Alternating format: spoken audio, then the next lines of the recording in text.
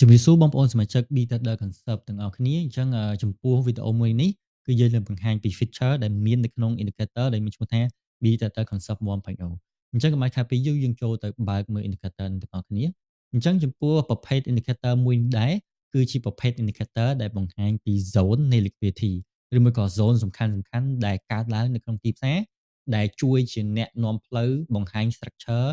របស់ទីផ្សារឲ្យបងប្អូនងាយស្រួលនៅក្នុងការវិភាគ អញ្ចឹងដូចបងប្អូនឃើញជាក់ស្ដែងអញ្ចឹងគឺទីផ្សារគឺបងប្អូនឃើញមាន zone ដែលមានរវាងបន្ទាត់ក្រហមហើយនិងខៀវនេះមានន័យថាជា order block ដែលបង្ហាញពី liquidity pool នៅក្នុងទីផ្សាររបស់ retailer ដោយសារយើងមើលទៅលើ graph XAUUSD គឺជា graph របស់ retailer អញ្ចឹងគឺបងប្អូនបានឃើញ zone ទាំងអស់ហ្នឹងបងប្អូនឃើញទឹកលុយដែលមាននៅក្នុងហ្នឹងវាខុសពី order block ដែល free ឬមួយក៏ order block supply demand របស់បងប្អូនគូដៃ គឺយើងអាចដឹងថាទំហំទឹកលុយនៅក្នុងនឹងប្រមាណទេប៉ុន្តែចំពោះប្រភេទ order block ឬមួយក៏ supply demand zone របស់យើងគឺវាបង្ហាញចំនួនទិន្នន័យដែលបង្ហាញថានៅកន្លែងហ្នឹងមានចំនួនទឹកលុយប្រមាណដែលជាជំនួយការសំខាន់មែនទែនសម្រាប់បងប្អូននៅក្នុងការវិភាគទីផ្សារ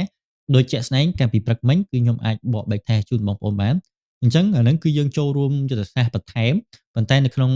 វីដេអូនេះគឺយើងគ្រាន់តែបង្ហាញពី feature ទេចំពោះយុទ្ធសាស្ត្រនៅក្នុងការ trade យើងនឹងចេញនៅក្នុងវីដេអូបន្តបន្ទាប់អញ្ចឹងនៅក្នុងលក្ខខណ្ឌមូលហេតុដែលខ្ញុំធ្វើការសតកាលពីព្រឹកមិញហ្នឹងគឺដោយសារវាបានឡើងមកយក liquidity នៅកន្លែងខាងលើនេះដូចបងប្អូនឃើញវាបានចុះមកយក liquidity នេះហើយវា bounce មកយក liquidity នេះវិញដែលជាហេតុខ្ញុំបានកន្លែង entry ដែលបើសិនជាក្នុងលក្ខខណ្ឌវាចាប់ផ្ដើម sweep រួចរាល់អញ្ចឹងដូច candle បន្ទាប់មកកតុយនេះគឺជា wick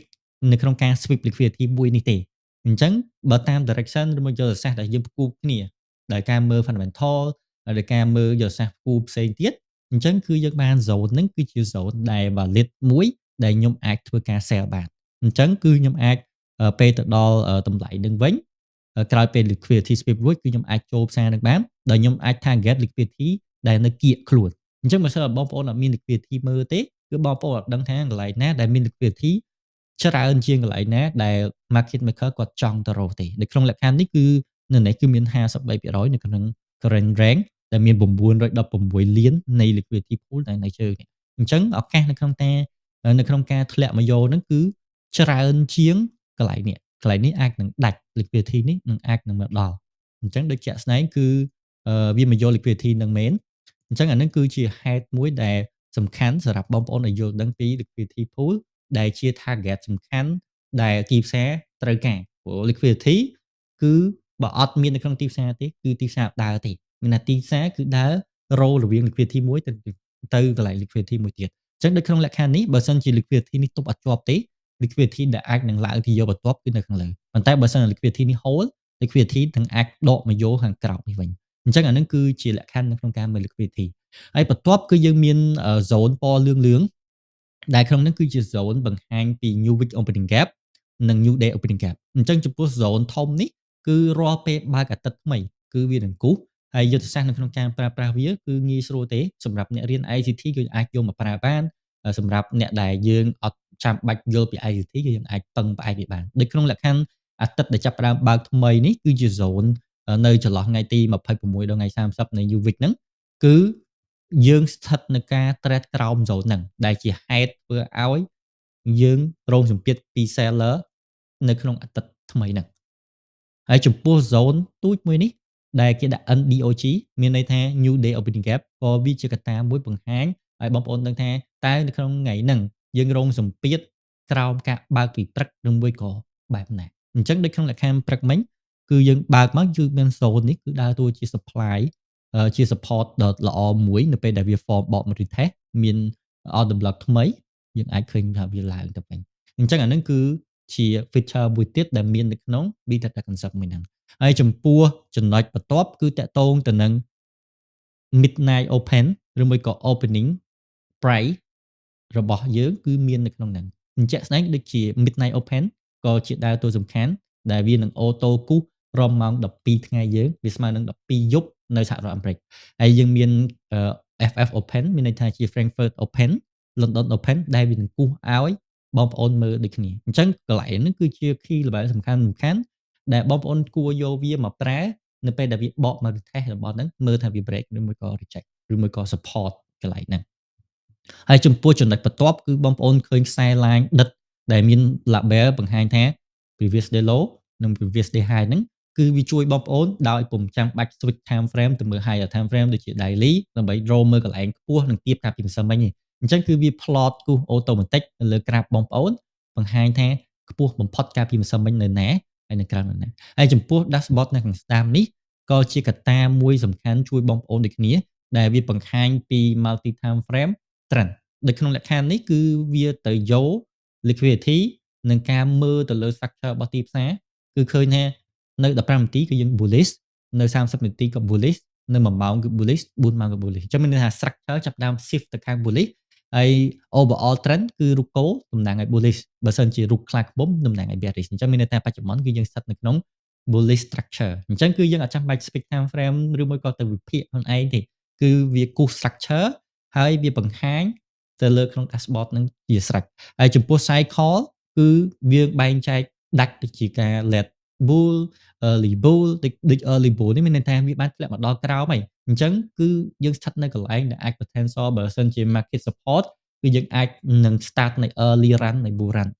ហើយចំពោះ candle range គឺវាគ្រាន់តែបង្ហាញពី open close high low ដែលវាប្រាប់តម្លៃថាអាទិត្យមុនខ្ពស់នៅណាទាបនៅណា open នៅណា low នៅណាហើយខ្ញុំបង្ហាញពី yesterday ថា close នៅណា open នៅណាហើយ close នៅណាអញ្ចឹងអានេះគឺជា dashboard មួយសំខាន់ដែលជួយបងប្អូននៅក្នុងការវិភាគទីផ្សារដូចគ្នាអញ្ចឹងចំពោះ feature នៅក្នុង indicator មួយហ្នឹងគឺយើងមិនមែនមានតែប៉ុណ្្នឹងទេគឺយើងមានដូចជាការគូស SVG automatic ដូចបងប្អូនឃើញអញ្ចឹងគឺវា plot automatic លើ SVG នៅពេលដែលវាចាប់ detect បានហើយក៏មានតាក់ទងទៅនឹង structure ដូចជាការ change a character ដូចបងប្អូនឃើញបែបនេះហើយនឹងការគូស Fibonacci auto អញ្ចឹងបងប្អូនឃើញគូសរង្វង់មូលគឺមានន័យថាវាចាប់ទាញ Fibonacci ពីណាទៅណាអញ្ចឹងដូចក្នុងលក្ខខណ្ឌយើងកំពុង uptrend អញ្ចឹងគឺវាចាប់ពីជើងក្រោមនេះខាងលើហើយវាបង្ហាញទៅលើកន្លែង Fibonacci ដែលវាជា retracement ដែលអាចបងប្អូនចាំឲ្យវាបកមក retest ដែលក្នុងហ្នឹងគឺយើងបានបែងចែកវាជា3 level គឺ level នៃ golden zone ហើយនិង OTE ដែល golden zone គឺចន្លោះ 0.5 ទៅ 0.6 ហើយ OTE គឺយើងគឺធ្លាក់នៅចន្លោះនៅ 0.7 ជាងទៅ 0.8 ដែលជា discount និងមួយក៏ premium 80%ឬមួយ 70% អញ្ចឹងកន្លែងនេះគឺជាកន្លែងសំខាន់ដែលជួយបងប្អូនដោយអត់ចាំបាច់ទៅគូសដៃវាខ្លួនឯងទេគឺយើងអាចរងចាំមើល structure នៅក្នុងការបកនៅ test ហ្នឹងក៏បានអញ្ចឹងអានេះគឺជា tool សំខាន់សម្រាប់ជួយបងប្អូនដូចគ្នាហើយចំពោះចំណុចមួយទៀតដែលបងប្អូនឃើញ tre ចុចនេះគឺជា feature ដែលហៅឈ្មោះថាខ្សែ event horizon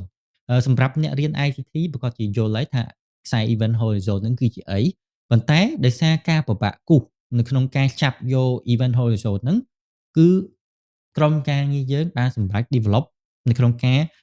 គូស automatic ទៅលើ event horizon ហ្នឹងដាក់ចូលនៅក្នុង beta data concept ដែលជា zone បង្ហាញរៀងរាល់អាទិត្យថ្មីថារវាងអាទិត្យថ្មីនិងអាទិត្យមុនតើ opening gap ហ្នឹងវាកន្លែងណាជាចំណុចប្រសពកតាអញ្ចឹងនៅក្នុងលក្ខខណ្ឌអាទិត្យនេះគឺយើងកំពុងដើរនៅលើ event horizon នៅឡើយទេមានន័យថាវាអត់ជោគជ័យនៅក្នុងការ break event horizon អញ្ចឹងមានន័យថាយើងស្ថិតនៅក្នុង bull run នៅឡើយទេយើងអត់តន់ shift potential wick ថ្មីទៅជា bear run នៅឡើយទេទៅលើ 5 មាសអញ្ចឹងអាហ្នឹងគឺជា tool សំខាន់មួយដែលយើងអាចយកវាមកមើលប្រចាំអាទិត្យថាយើងកំពុងស្ថិតនៅក្នុង structure ធំគឺ bull run ឬមួយក៏ bear run ជាជាងប្រើ moving average ដើម្បីមើល structure គឺយើងអាចមើល structure នេះបានហើយចំពោះ indicator ទាំងអស់